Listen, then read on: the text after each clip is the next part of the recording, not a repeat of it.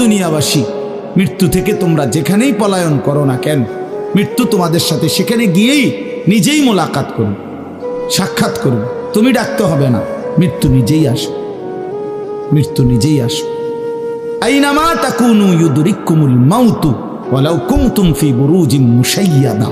আল্লাহ বলে, তুমি যদি এমন একটা বিল্ডিং বানাও, ঘর বানাও, যে ঘরটা অনেক উঁচা, যে ঘরটার উপর দিয়া কেউ ভিতরে ঢুকতে পারবে না, যে ঘরটার মধ্যে একটা ছিদ্র নাই, একদম আটকানো, তো এরকম একটা ছিদ্রবিহীন সুউচ্চ ঘরও যদি তুমি বানিয়ে তার ভেতরেও তুমি আশ্রয় নাও, তো ইউদরিকুমুল মাউতু, মৃত্যু তোমার সেখানেই পৌঁছবে,